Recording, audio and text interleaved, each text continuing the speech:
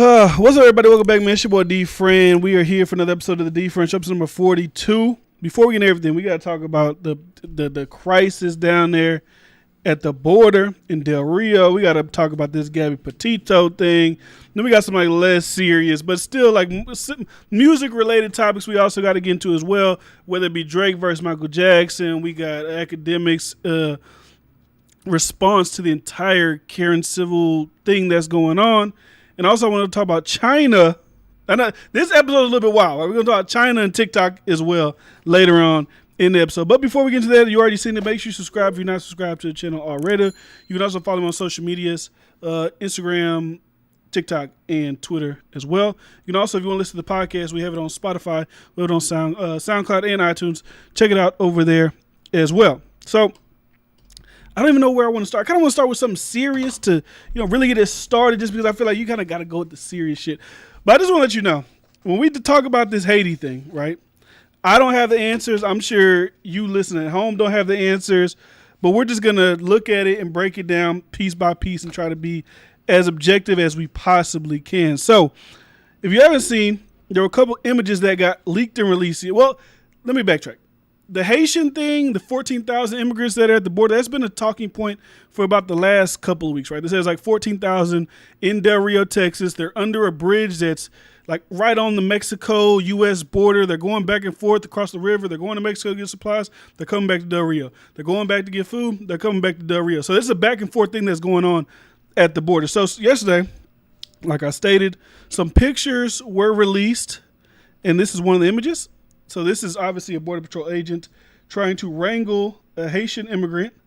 Well, we assume this is a Haitian immigrant, right? We assume this is a Haitian immigrant. Now, I'm not saying it's not a Haitian. I mean, I'm not saying that's not an immigrant. I'm saying we don't know if this is a Haitian immigrant. It could be anybody from Central South America, but overwhelmingly the people that are there are Haitian Americans. This is one of the images that we saw.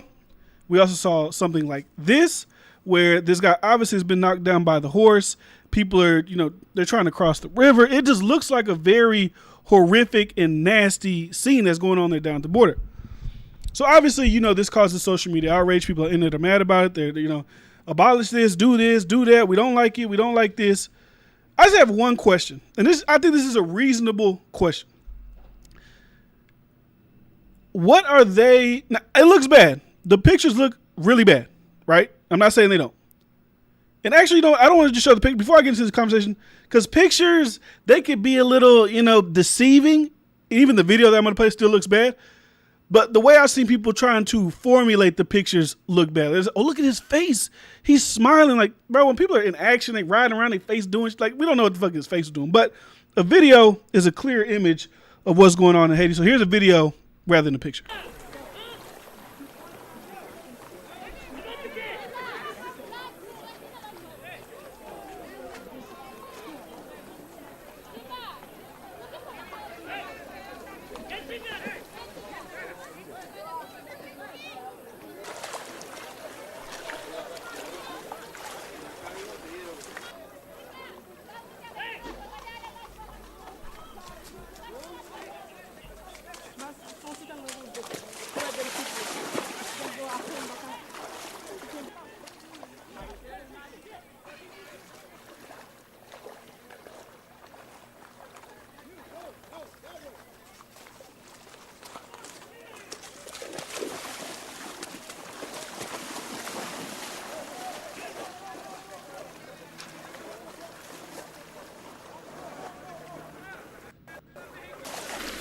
All right, so that's pretty much that's pretty much what we've seen so far as video and as far as imagery.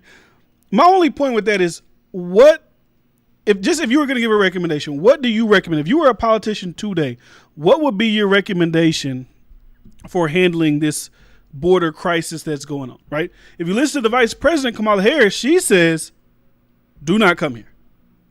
Don't come here. Don't take the journey. You won't succeed. I believe even the Homeland Security Director, he said, don't come here. You will not succeed. We are not really allowing people into the country, right? Because obviously we're going through a global pandemic. They probably wouldn't let them in the country anyways, even if it wasn't a pandemic. But that is what they're saying. So I want to read this article from Reuters. So U.S. says 4,000 Haitian migrants moved from border, 4 more flights planned This is according to Mayorkas, which I believe Mayorkas is the Homeland Security Director. So 4,000 people have already been sent back to Haiti. The United States has moved about 4,000 Haitian migrants from a camp in Del Rio, Texas, where mistreatment was recorded, and more were expected to leave on 4 flights on Tuesday. Homeland Security Secretary Alejandro Mayorkas said, "We're moving more migrants very quickly to other processing centers so we can ensure their security and safety and the security and safety of the community." Mayorkas said in an interview with CNN, We're repatriating individuals. We expect to see dramatic change in the next 48 to 96 hours. Hundreds of Haitians returned to Mexico from the sprawling migrant camp across the border in Del Rio on Monday, fearing expulsion to their homeland as U.S. authorities organized flights back to Haiti. Haitian immigrants got off. That's the picture. I don't want to read about the picture. The White House criticized the use of horse reins to threaten Haitian migrants after images circulated on U.S. border horseback charging migrants near riverside camps in Texas. The camp under a bridge spanning in Rio Grande is the largest flashpoint for U.S. authorities seeking to stem the flow of migrants fleeing gang violence, extreme poverty, and natural disaster in their home countries. Mayorkas said an investigation was underway into the treatment of migrants, and that monitors from the Office of Professional Responsibility will be stationed full-time at the site to monitor the situation. "We will not tolerate any mistreatment," Mayorkas told CNN. "I was horrified by what I saw. I'm going to let the investigation run its course, but the pictures that I observed are troubling me." So that's the response from the Homeland Security Director on what's going on at the border. But like I said, I don't agree with corralling people, doing this, doing that. But if there is laws in place to where people cannot just come into the country, this may be controversial, maybe, but the only thing that makes sense to me, because they can't stop them without force, is to honestly put up the wall. Like, I don't understand the pushback on the wall when now that Democrats are also in office, they're also saying, don't come here. But whenever, I just don't like the hypocrisy of politics is so crazy to me, because you got to think about it like this, right? You have a home and you don't want people just to be able to come, especially me. When I get a home, I want to be able to put a fence around it. I want to be able to put a door in front of it so that nobody can just walk up to my home, right? Why not just build a wall? That's fine. Build a wall and make certain points of entry where they can only get through when they're talking to like some kind of, border patrol person, or have a large setup there. Hey, here's a camp. If you want to come through, we do it this way, this way, this way. And that's how it goes. That seems more humane to me than having to have border patrol agents compromise themselves out there on horses, trying to wrangle people. It's going to be bad press. It's going to look bad. It does look bad. And even major media outlets are reporting on this as well. So Jen Psaki, who is the White House press secretary, she's taken aback after CBS anchor criticizes very bad behavior by U.S. So White House, she's obviously the press secretary. If you haven't watched any of the press briefings, you probably don't know who she is. But anyways, White House press secretary Jen Psaki was taken aback Tuesday after CBS anchor Gayle King criticized recent very bad behavior by the U.S. internationally. King noted on CBS Morning that there's a lot of incoming at the White House these days, given a recent spat of negative headlines at home and abroad for the Biden administration. After Psaki previewed President Biden's Tuesday address before the nation's General Assembly as forward-looking, King added that Biden couldn't ignore what has happened before. "We're still getting hammered for how the withdrawal from Afghanistan happened," King said. "Everybody knows, many believe it was time. It's just the way that it was done. That's not a good look. You look at what's happening with immigration. You look at France. Now they're saying they're being betrayed by the United States. So I get that we have to look forward, but what are we going to justify or explain what appears to be a very bad behavior on our part?" So the press secretary says we don't see it that way, before saying the dust-up of France concerned Australia desiring superior nuclear submarine technology to the United States. They're displeased about that, but we have a long-binding relationship with them. So we have multiple things going on within the country right now that we're looking bad on the world stage. People are looking at us a little bit crazy. Y'all did this in Afghanistan. And then we're not even to mention, which really hasn't been spoken about a lot, but, I'm not going to act like it doesn't happen with most presidents when they do these drone strikes. But literally the strike that they told us killed people from Kabul, 2 Afghani, whatever, ISIS-K fighters. We thought, oh, y'all got them. Dope. Blow them up. They blew up us. Blow them up. Whatever. But it was really 10 civilians and 7 children. Innocent kids got blown up in that thing. It was like, oh, my bad. Our bad. We blew up the kids, 7 kids. I'm assuming 3 adults. We thought, we was watching them from a drone. It looked like they was filling up something. We thought it was them. We killed. Our bad. We might send you reparations. We might not. if anybody was to accidentally kill 10 American, even if they wouldn't even if they just killed American troops, right? If anybody was to kill 10 American citizens accidentally, nobody in this world would be able to be like, oops, our bad. We meant to kill your troops. We didn't mean to kill your civilians. So America's got a lot of shit going on right now. We're going to see how that affects us on the world stage. We're going to see how that affects us in these upcoming elections. Like I'm really interested just to see how Biden's presidency the first 2 years affects the political landscape whenever the midterms come up next year. I'm really, because right now it's a 50-50 in the Senate. Obviously, Kamala Harris is the vice president, so she's like that. You know, if they tie, she can come in. We're voting for this. Okay. The Democrats have like a pretty good majority in the House. I don't know if it's as big as they want it to be, but they still got the majority. I would like to see how that plays out coming up in 2022. But like I said, as far as the Haitian thing goes, it's very sad. It's very tragic. And I've seen a lot of people were discussing, like, how are these people getting over here from Haiti? A lot of these, from what the reports I'm reading say, a lot of these Haitian immigrants that are coming over here through the southern border and not Florida, which would be closer to Haiti, are not people actually migrating from Haiti at this point. That's what the reports are. The reports are saying that there's 1.5 million that got displaced in 2010 due to, I don't know if it was a hurricane or earthquake. Then they went down to Central American countries, South American countries like Brazil. They worked there for like the 2016, was it the Olympics that was there? They had another big event there. So they had job and stability down there. But obviously, corrupt governments, COVID, things happen. Places are crumbling. 600,000 people died in Brazil. I believe that's what the number was. So they're trying to escape that. I don't blame any immigrant for wanting to come to America, right? I don't blame anybody for wanting to come here. I get it. It's better than a lot of places that you can live. So I'm not against anybody trying to get here. I completely understand how people are trying to get here. But I just don't know what the actual solution, like these things like this, like what would be the actual solution to this? You can't just say, let everybody come in, open the borders up, anybody run through, whatever, just, hey, we're just free passage in and out, in and out. I don't think you could do that. I think it would be hard to, even my idea of just put up the wall. Like, just, I mean, that's better than you riding horses up on people, almost running over children like we see in the video. At least maybe put up like a 20-foot wall. Yeah, people say, oh, but they can use a ladder to climb, but it's a lot harder, I would assume, to do that. Yeah, oh, they can climb under, they can dig under. Like, yeah, but that's a little bit more hassle. And it'd probably be easier to stop than just having nothing that blocks nothing. That's how I look at it. I don't know. I'm not a politician. I'm not an immigration policy specialist. But I would like to know what people watching, like, what would be, if you were in politics right now and you were able to do something about immigration, what would be your plan to either help expedite people getting citizenship or kind of stifling it for a little bit just so you can really assess the situation? What would you do if you were the president or you were the whatever, any kind of immigration policy that has to do these things and make these decisions? So you already know what time it is. We went from the first story, and now it is time for D-Friend's Daily Comment Review. Before we get into the other stories, you already know what to do. If you want to just comment on this post, you can comment on the clips, whatever. If I find the post interesting, I will speak about it. So the first thing we have, I think I only pulled one today. So this one is from Cheryl. She said, and this was in reference to me saying Lil Nas X said, F your kids. I don't really think he should be looked at as your kid's role model anymore. And I said that he went from Old Town Road, which obviously was like kid friendly. Well, let me say this. Lil Nas X's lyrics are not kid friendly if you actually listen to the songs that he's doing. But the imagery is kid friendly, right? You sneak, because most people ain't listening to the damn words. Like, or as a kid, there's a lot of words you hear, you don't know what the hell they mean.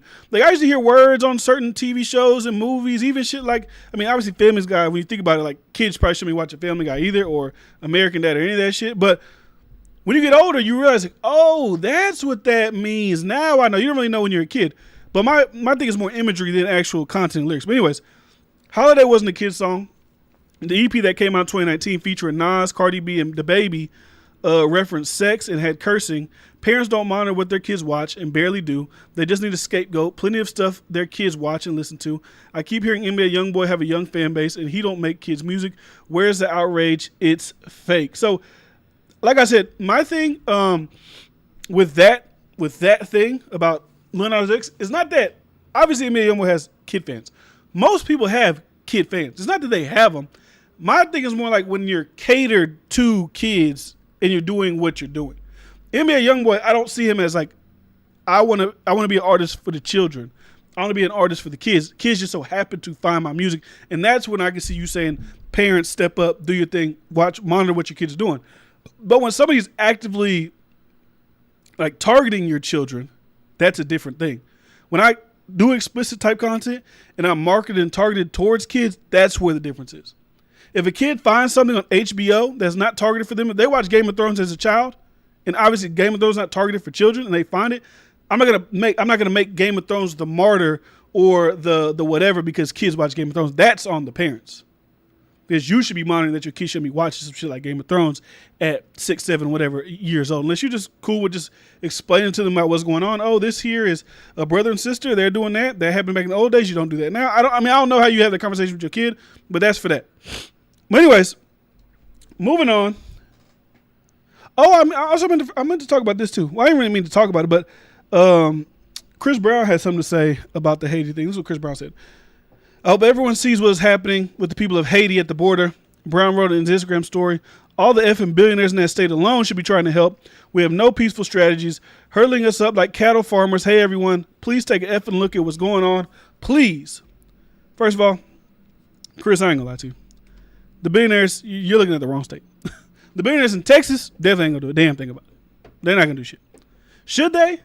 I don't know. Is it private? Is it wealthy private citizens' responsibility to do what the government should be doing? Is that how we're gonna, is that how we think that things should go within America?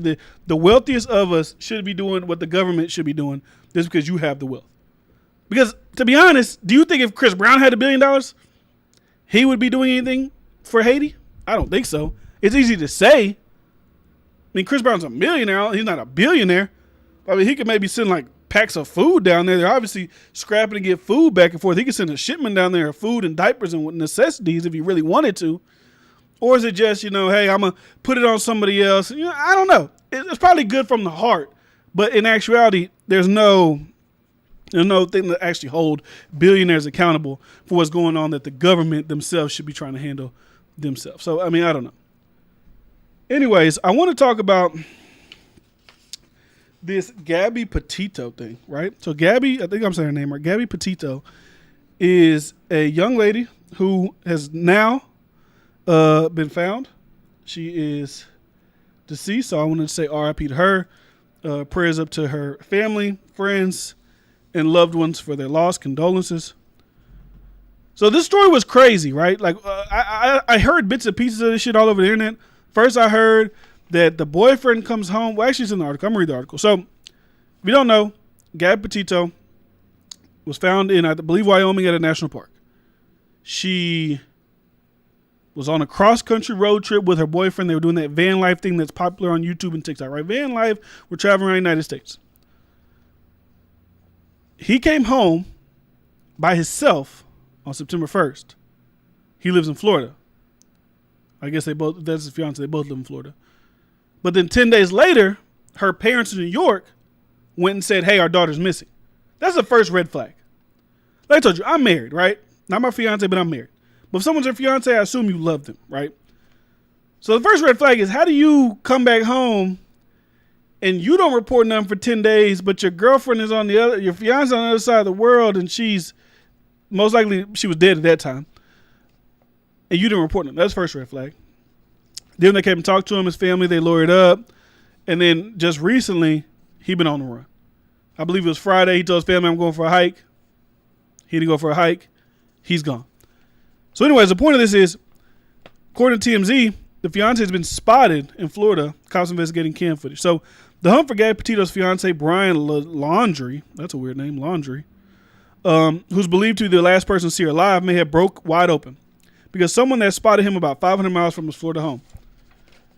So Sam Bass says a man fitting Brian's description was seen on his trail camera set up in Wilderness in Baker, Florida, early Monday morning. And he's alerted the authorities.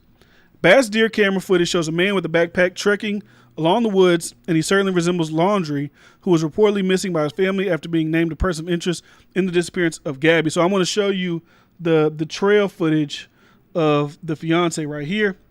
This is him walking through the wilderness of Florida, trying not to be seen, trying not to be caught. Another red flag. What are you running for? Everybody's calling him Chris Watts Jr. You don't know who Chris Watts is? He's a guy who killed his entire family, right?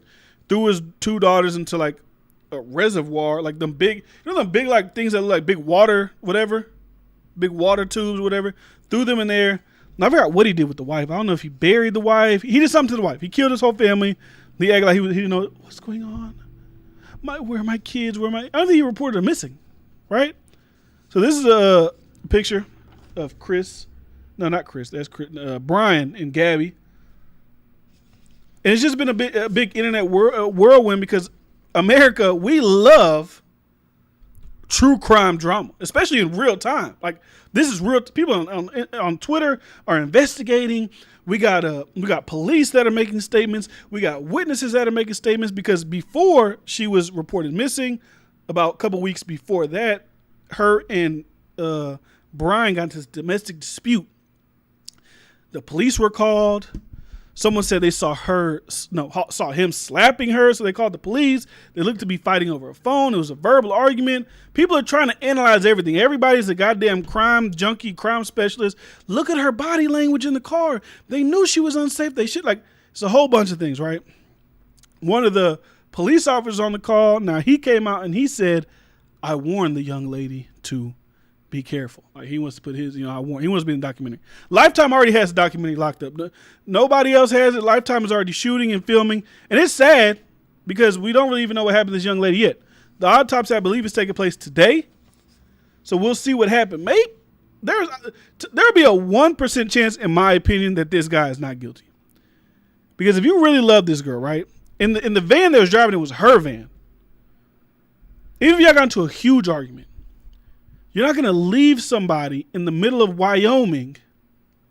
Like, I don't think she just got left in Wyoming, wandered off into the park and out, fell, hit her head, attacked by, like, we don't know the way she died yet. The autopsy hasn't been announced. But, bro, you did it. And he's trekking through Florida. He's probably trying to get down to the goddamn border and make her break for it. Now, if he doesn't get caught, he may be able to make a break for it. I've looked at the FBI's most wanted list a couple of times. There's people on the FBI most wanted list that have been gone for like 60 years. They might be dead by now, but there are people that do disappear from crimes like this. But we live in like a surveillance state. Obviously, this guy got caught on this guy's deer cam, so I wouldn't be surprised if in the next couple of days, either Brian Laundrie will have killed himself or Brian Laundrie will be caught within the next couple of days. I don't know which way it's going to swing, but it's got to be one of those two ways. And, like I said, prayers to her family, prayers to whoever she knows, condolences. We'll see what happens when the autopsy is released. I just don't think, if I didn't do it, first of all, I would have called the police in Wyoming if something happened to her. And also, if I really didn't do nothing, I wouldn't be running. Now, I've seen people's arguments is, well, he's running because obviously everybody's going to think it was him. They're going to think he's the bad guy. So why would he run? It's like, bro, you got too much shit going on. Like, you got to be some type of sociopath to take away the killing part, to literally take your fiance's van that y'all trekked across America in, leave her there, go home, not say shit for 10 days, and then her parents report her missing because they haven't talked to her. You got to be a sociopath. So something happened. We're going to find out. And, it's going to rock and it's going to shake America. So anyways, it just boggles my mind. Like, what were you even thinking? Like, you would have been better off getting in the van. If there was I don't know how far Wyoming is from from Florida. You would have been better off putting her body in the van, driving through Wyoming, burying her somewhere in the ocean, and act like she ran off into the woods and ran away. And then drove the van instead of driving to Florida back home. You might as well just drove your ass down to the border and kept going till you hit the tip of South America.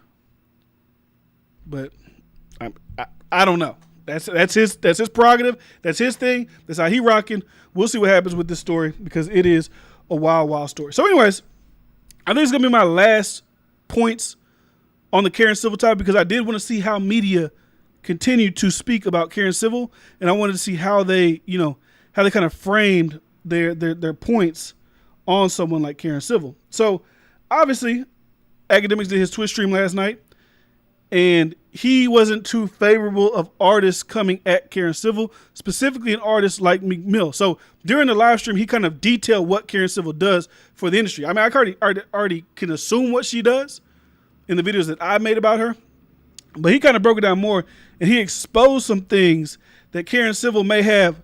I didn't say there was an ocean in Wyoming. I'm saying if you're going to drive to the ocean and do something like that. Wyoming is nothing but trees, mountains, whatever. He could have found somewhere along the way to drop off if that's what he was going to do. That's my point. But anyways, let me play the statement from him. This is regarding Meek Mill, Karen Civil, and a cover-up job. Yo, she not no perfect chick like Karen. I don't know her that well. But anytime I've ever had interactions with her, she's making fucked up artists look better. I'm telling you. People who do shit like Meek apparently somebody told me, yo, Meek on video beating up a chick, bro. The video never came out. Who made that shit never came out? Karen, bro. Fuck is up with y'all niggas? Y'all talking like, that's what I'm trying to say. All of these niggas, they need somebody like that because they make mistakes, they fuck up, they do human shit. They do human shit. So I'm not going to sit here because I watch all this shit. I bring a lot of shit to the forefront and y'all still look at me like I be lying. You know, most of this industry behind the shield shit don't come out. And when it do come out, y'all don't even believe it. Because you got somebody who's specifically working to make sure them artists look good. Forget Karen. There's always somebody like that. Karen's the best at what she does. Okay, so I would assume that's what she does, right? So the thing he said, Karen obviously helped Meek Mill suppress some type of video of him beating up some woman, right, behind the scenes. So when he put that out, he went on his Twitch stream, he said those things. This is where I feel like it's another one of these cover-up type of situations because he then backtracked and said this.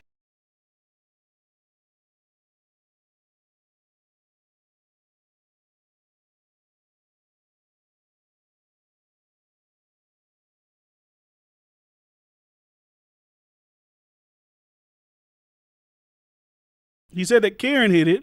Maybe he did misspoke, maybe he didn't. But after seeing the way that Karen Civil moves, you've seen it. We've seen it, right? We've seen Jesse Wu's son said something to Karen Civil. Boom, she sent her a thing. Say this. We've seen Jordan Lucas come out and say she stole the 60,000. Karen Civil sent a statement of apology to Jordan Lucas, but he said, I'm not posting it. I wouldn't be surprised if Karen said, hey, what are you telling people that I'm hiding Meek Mill beating up a woman for? Maybe it's true, maybe she didn't. But through the current sequence of events, I wouldn't be surprised if she did send him something saying, hey, I know I did it, but don't say that, allegedly. Because I can't, Miss Woman Empowerment, black woman in the industry, Haitian American, I could never be seen as a woman who would suppress another woman's beating because of a rapper. That's just bad PR. I already got this bad press, right? They think I'm stealing 60,000. I set this girl up to be served by papers. I tried to get Jason Lee shit taken down. Now, also, Karen Civil is also aiding male rappers, beating up women, videos not being released to the public. She's protecting these men. I thought she was a defender of women. So I can understand why, hey, take that back. Don't say that. But like I said, the thing about Karen Civil, that's why. If you're wondering why she has so much power, that's why she got so much power.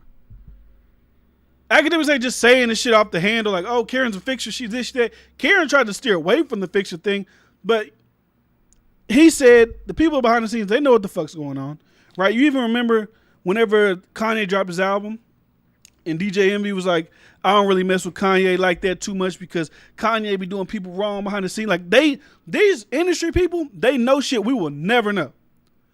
if T.I. or whoever wouldn't have came out and said Drake got pissed on, we would have never knew that. So there is plenty of things that happen within that industry that go on that get suppressed, pushed down, moved to the side that we as consumers will never know about. And Karen Civil cannot be seen as a woman who would suppress a woman getting beat up, because that would go against her entire brand. Because she's for women. You think she would push it out to the forefront. Now, if she's seen as protecting that, that's another hit to the brand that Karen Civil just don't want. But also, like I was making a point of why Karen Civil won't get as much heat about this, because I feel like if she is the fixer, that means she knows everybody's dirt. She knows what everybody has done or what they have done to somebody. She knows it. So why would I speak out against this woman when I know she knows everything that I've done? So the industry, it's a dirty game, but it's just how they do in hip hop, man. It's just how they do in hip hop. Karen Civil could probably literally bring down half the industry with the information she knows. Like, I would love, like, a Karen Civil book, like on some Superhead shit, will be probably one of the wildest storytelling books out there. And she probably had to have sex with half the people that she would be talking about in her books. So that's why I feel like she's protected the way that she is. She knows people's dirt. She knows what go on. It's just like Olivia Pope. Like, if you ever watch, I never really watched Scandal till last year, I believe, during the pandemic, when I ain't really had nothing to watch. I never watched Scandal. Let me hop on it. And Olivia Dope was like the political Karen Civil. She's helping politicians, governors, this, that, putting out stories, suppressing stories, doing this. If Karen Civil had a vault or a hard drive full of this shit she's done, half the industry might be done for. Probably criminal charges, cancelings on social media. Probably your favorite artist that you think is so unproblematic, done for. But that's all conspiracy. I don't know. But the way he was talking, I can assume she's hit a lot more dirt than we've, been privy to knowing about. Because now it just makes me feel like the shit that they do, that we do consume, that we do see, the shit that they want us to see. Unless it's just so horrific, you can't even really suppress that. So that's how the industry goes. So I do want to touch on this situation that's been going on social media. So we have the great, the amazing, the superstar, the trailblazer, Michael Jackson, and my GOAT, Drake. So this is a conversation that was going on social media. People was trying to say, is Drake the new Michael Jackson? I feel like a couple people said, has Drake surpassed Michael Jackson? And as a Drake fan, I have to say, unbiasedly, no. And that's because we didn't live the Michael Jackson era, so we probably really don't understand the impact. Like, just like I don't understand the impact of a Michael Jordan, right?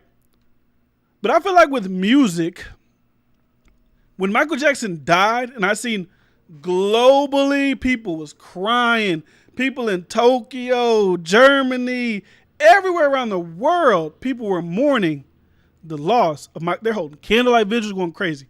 I don't think if Drake passed away, it'll be massive, it'll be shocking, but I don't think globally it will be that, right? Also, Michael Jackson has an album that sold 30 million records. Like 30 million copies of Thriller have been sold. Drake's not even, I don't even think Drake has one that's went diamond. Now we're in a different era. We're in streaming. We're in this. But even if we were in the album buying time, I still do not think that Drake would sell 30 million records in comparison to Michael Jackson. Now, is he a GOAT of hip hop? Yes. Is he one of the biggest artists of all time? Yes. But when it comes to a person like Michael Jackson, you watch the documentaries, you watch this, you watch that, I don't know if there's any artist that can be put onto that level of a Michael Jackson. Maybe talent-wise, we could find people. Oh yeah, this person's more talented. This person, talent, yes, but I'm talking about this global impact, superstardom, buzz. Nobody can do that. And also, in my opinion, it'll be way harder for a rapper to be bigger. Like a great rapper would have a harder time being bigger than a great R&B person. Let me just preface that what I'm saying. Nowadays, R&B is not really as respected as it was like it was back then, right? Even Michael Jackson, maybe he's king of pop, R&B, whatever. I'm just speaking on singing. Because when you think about, even like when you think about versus battles, right? Think about Fat Joe versus Ja Rule. When these guys were playing their records, what records were the ones that you would have thought people would feel the most? It was the lovey, singy, songy songs, right? If we did a top 100 songs of all time, let's throw hip hop and R&B. I think personally that out of that top 25, it would be more R&B records than rap. Rap is great, but it's just something about singing that brings out the emotion, that brings out the fun. You trying to sing with them. Oh, son, like, you're just trying to do that. And also, I feel like singing songs are more timeless music than rap songs. What's the song? What's it, Bill Withers? Like, I can still listen to a Bill Withers record today, and Bill Withers was what, like the 60s, the 70s? That's what, 50 years ago? Do you honestly think in 50 years from now, there's going to be a lot of rap music that can be like that? I'm not trying to discount rap, but I just don't think they're comparable. Like a classic R&B person versus a classic rap person, I've always felt like the singers are timeless people, and you can't really discount it. That's how I feel. You might feel different. You might be like, nah, Jay-Z is greater than Michael Jackson, or Tupac was greater than Michael. You might think that, right? But I just feel like when it comes to the type of music, I feel like people connect more emotionally to, R&B, pop, like those type of, or that type of music. That's why I think that Drake will never, it don't matter how many records Drake breaks, it don't matter how many records Drake sells, I don't think that he'll ever be looked at in that light of a Michael Jackson. And most people aren't. Like, it don't matter who it is. So that's all I got on that. I think that's, where we at? Where we at? 38 minutes? Video of Haiti. I got the Petitos. I got Karen. Okay, I do want to talk about this. Let's talk about this. Because this is interesting to me. Just because China, I feel like I sound like Trump. China is moving a little bit differently out here in these streets, right? We've seen China do a couple things over the last couple of weeks that are, are trying to set up their culture, set up their values, and really cement themselves on, on the world stage as far as their values go, right? So you've seen that they were banning like effeminate men on TV, right? I don't know if you ever seen the article, but they were banning like effeminate men on TV. So now, the Chinese version of TikTok is limiting kids to 40 minutes a day. The Chinese version of TikTok is introducing a teenage mode that will limit the amount of time children under the age of 14 spend on the short-form video app to 40 minutes a day. The measure will apply to all Douyin users under the age of 14 who registered for the app using their real names. Beijing-based ByteDance announced in a statement on Saturday. If you don't know who ByteDance owns TikTok, or they used. I know Trump was trying to get them to sell it, but they're like the people who created TikTok. So Douyin, which is like the Chinese version of TikTok, will also be unavailable to those users between 10 p.m. and 6 a.m. The owner of TikTok and Douyin added, the company also urged parents to help their children register with real names or otherwise manually enable teenage mode. ByteDance did not immediately respond to a question from CNN Business about how it might enforce the policy for those who do not use their real names. The app also said it would introduce new content ranging from science experiments, museums, to art gallery exhibition and natural scenery to inspire young teens. Limiting usage of Douyin is a proactive measure by ByteDance to get ahead of potential regulation, analyst at Citigroup Global Markets wrote in a Monday research note. So obviously they're trying to get ahead because China is cracking down on things that children are allowed to do and spend their time on, because obviously China is, they run their shit different than we run our shit, right? We're a little bit more free. We let people do whatever the hell they want to do. You make your own decisions. China, they don't really go for that, and they don't play that. And I feel like, honestly, in the long haul, it will benefit them in the long run. Because in America, we see these kids as young as 6, 5. They're all on TikTok. They're all on Instagram. They're all on this. They're on that. Now, as a person who lives in America, I don't know if I want the government, really regulating things like that. Maybe the apps themselves can regulate it. But let's be honest. They're not going to do that because the children drive these apps, especially like TikTok was before it was Musical.ly, right?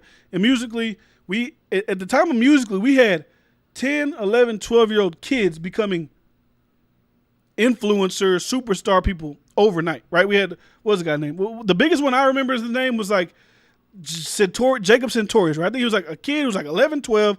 He ended up getting like 10 million followers on Musical.ly, huge on Musical.ly.